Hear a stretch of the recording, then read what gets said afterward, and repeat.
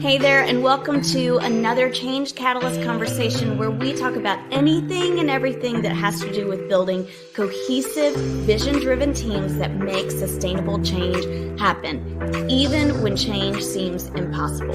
I'm Casey Watts, Impact Coaching Consultant and the host of this show.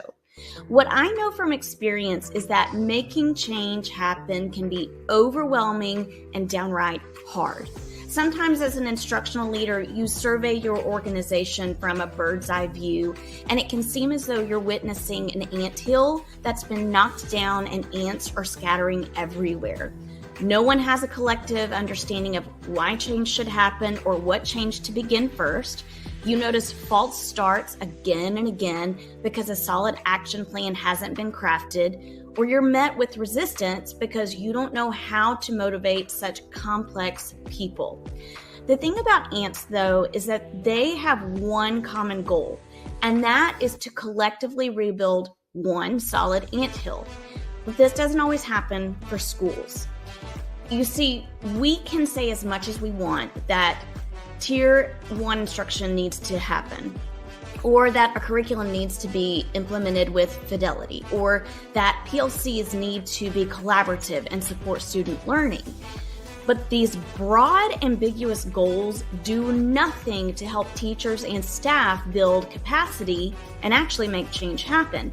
And that leads to schools remaining in a cycle of stagnancy, experiencing the same problems and ineffectively repeating the same initiatives again and again. This leads to low morale, burnout, high turnover, and it leaves our students to suffer most. But if instructional leaders can get really clear on a narrowed instructional focus and script the critical moves for people, then we can make collective efficacy, a united colony of educators, if you will, possible. My goal is to make cohesive, vision-driven school teams a possibility. I help school leaders zoom out to cast vision and then zoom back in to script critical moves that help teams collectively go farther, faster, and better, even when change seems impossible.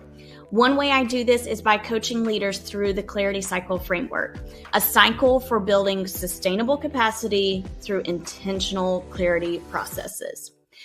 Are you ready to feel great about exactly where you and your campus are headed? And are you ready to know exactly how you're going to get there? If so, you're going to want to stop right now and head to catchingupwithcasey.com to learn more about the Clarity Cycle framework, and then come back to catch up on this episode. It'll still be here when you get back. Okay, now that you are primed for thinking about cohesive, vision-driven teams that make change happen, let's jump into this week's Change Catalyst conversation. Hey, everybody. Welcome to today's Change Catalyst conversation.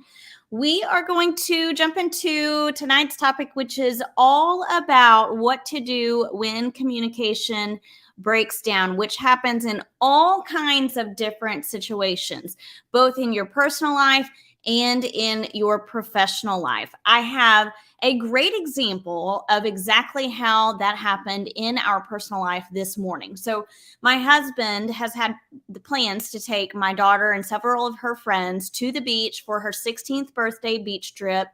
And we told her, okay, we're going to let you take the reins in planning this trip. So you communicate with your girlfriends and tell them where we want to meet up, when we're going to leave, all the things. And we said it would probably be best if we left at 10 a.m. So this morning, it's 10 a.m.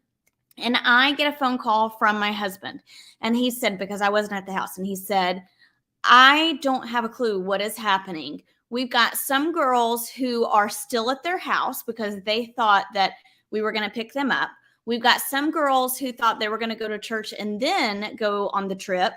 We've got some girls who have come to the house. So we're just kind of all over the place. And I was like, yeah, that is a breakdown in communication. Now, as is typical with teenagers, communication is probably not their strongest suit, right? But also, as is typical with teenagers, they tend to not understand or have the perspective that they could be part of the problem. Now, some of you, if you are parents or teachers of teenagers, you totally get where I'm coming from.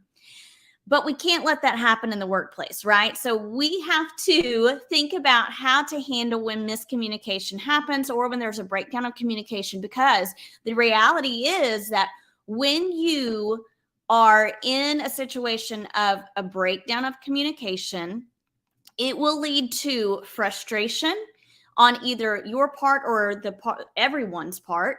It can lead to discomfort. It can lead to a little bit of chaos.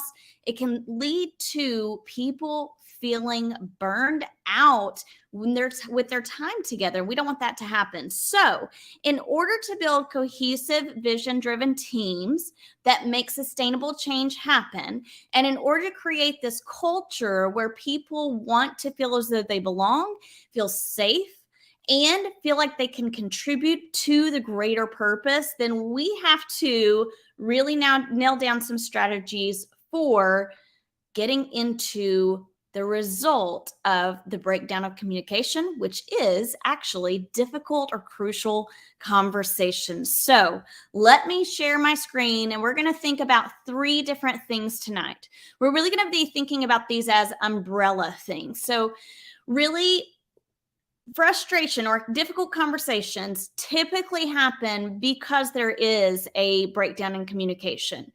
And so we're going to think, what does it look like to handle difficult conversations? Then we're going to look into perception checking, which is a strategy you can use when you're engaging in a difficult or crucial conversation.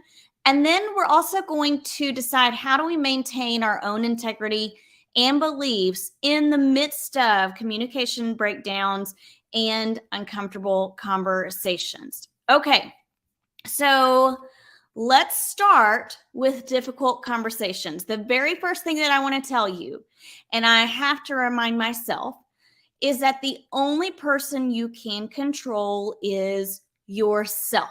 The only person that you will ever be able to control is yourself. You are in control of your own emotions. You are in control of your own perceptions. You are in control of your own actions.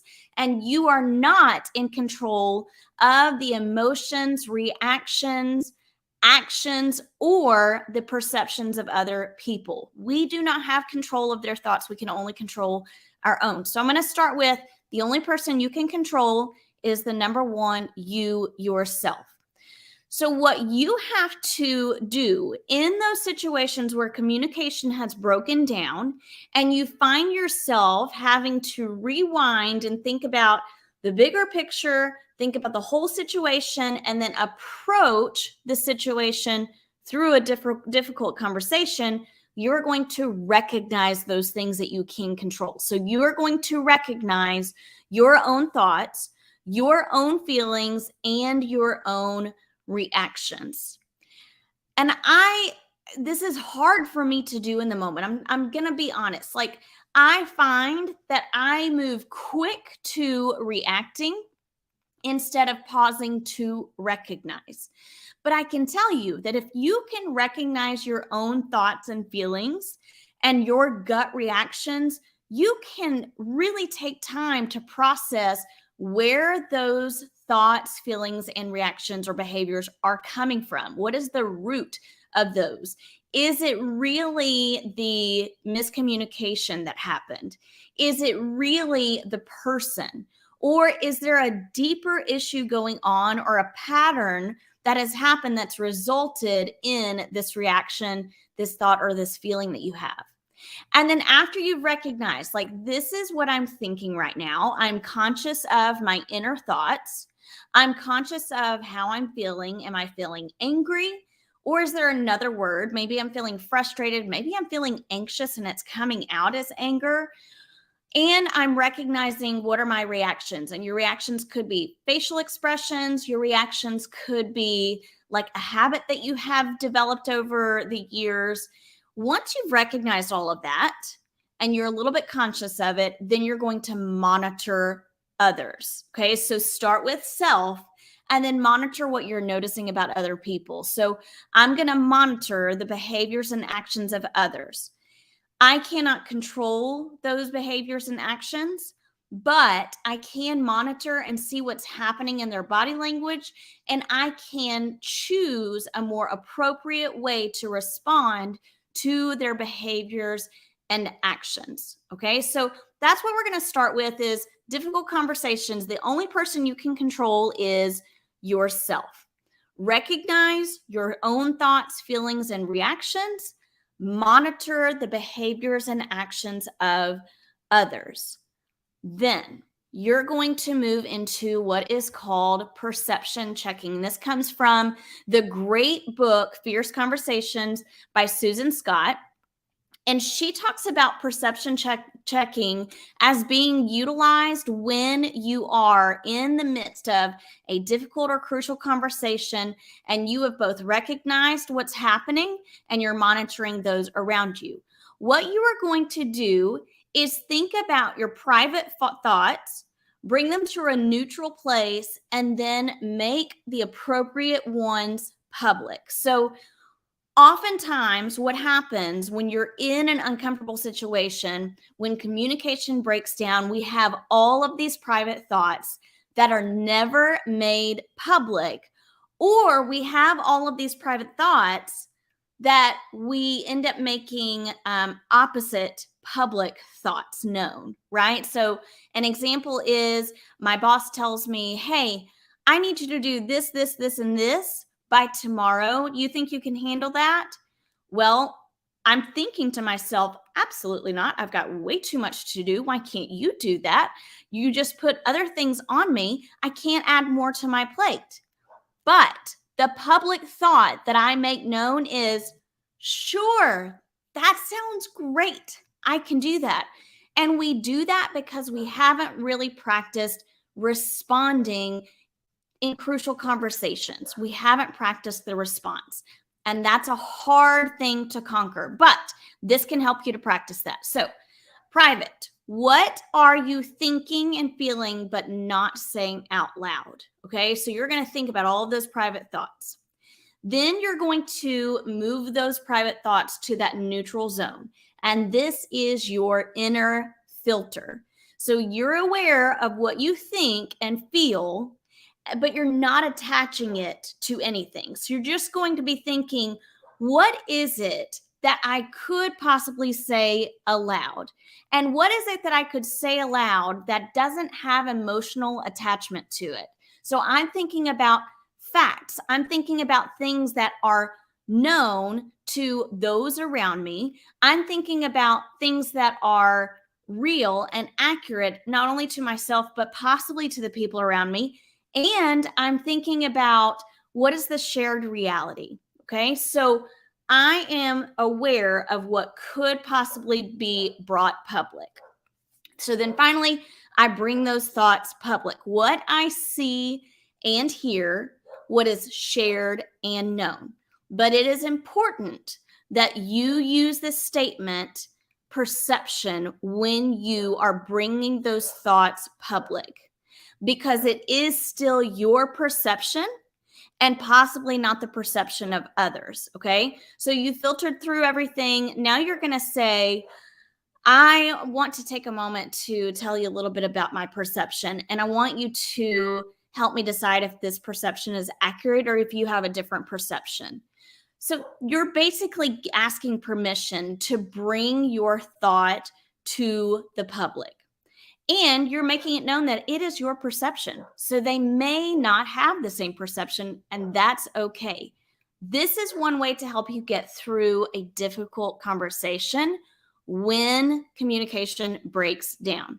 I want to give you a brief example of a team that I was working with who there were some miscommunication about how I perceived this group of teachers who were working together.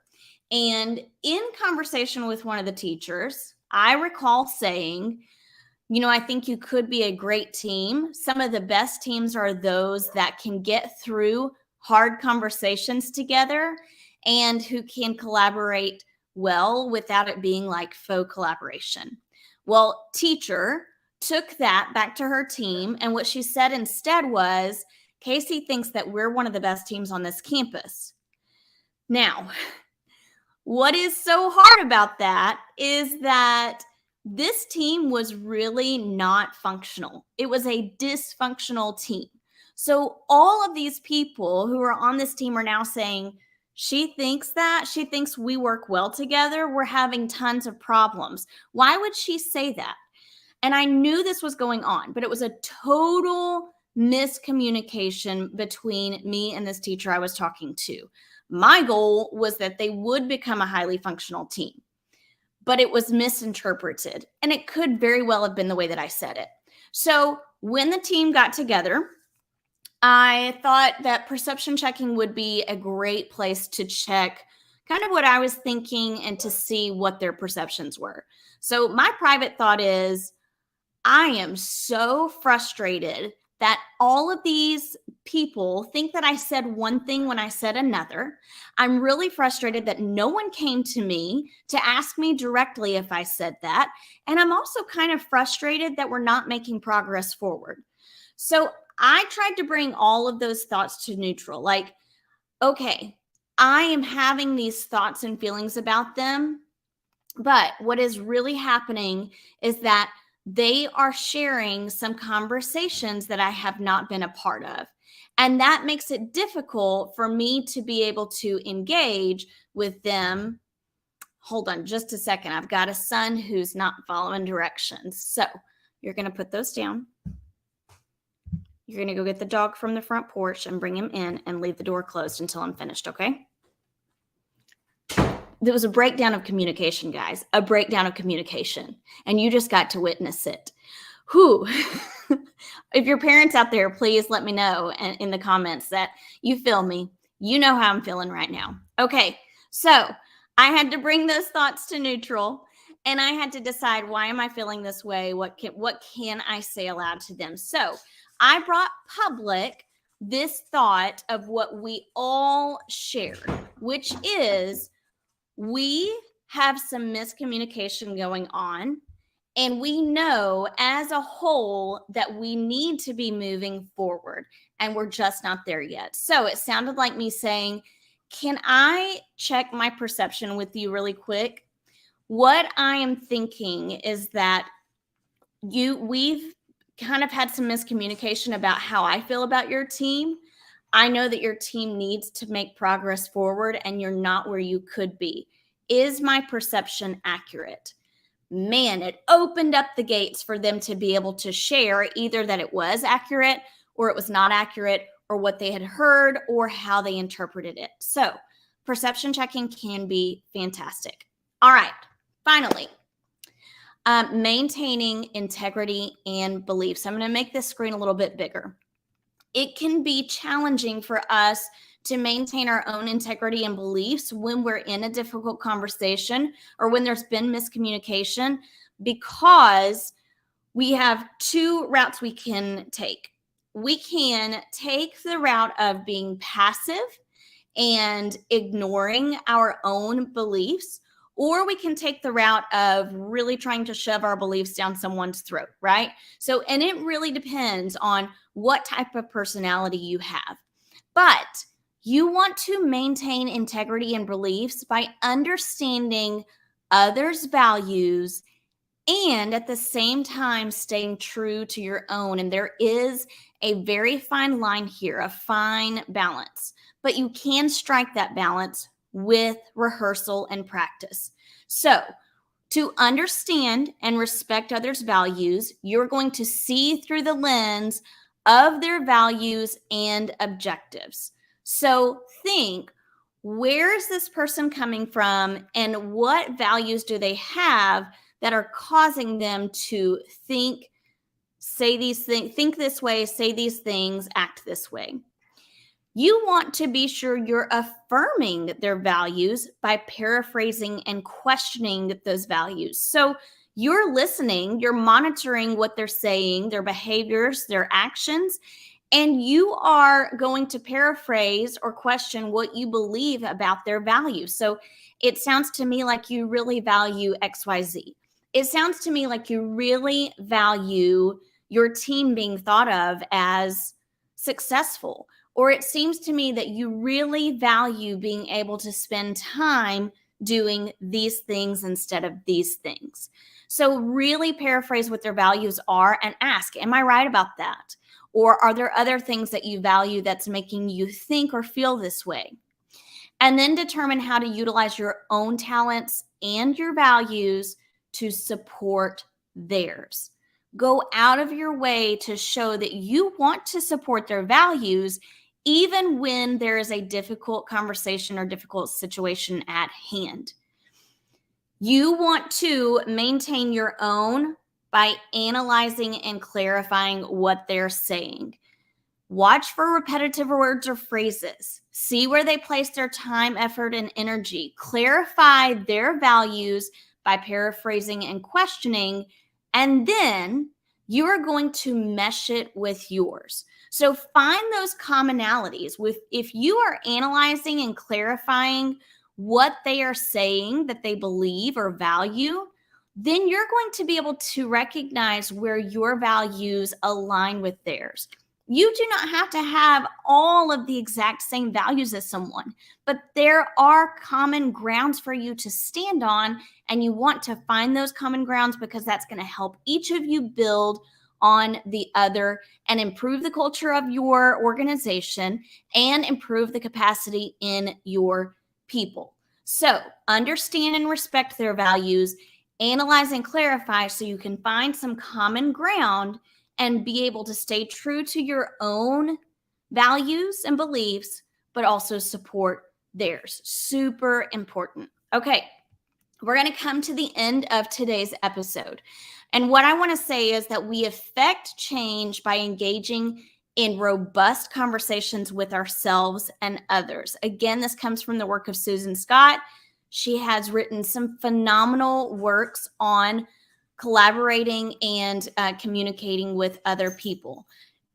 And when I think about the word robust, I love that word because it makes me think that we're not just engaging in lighthearted conversation all the time.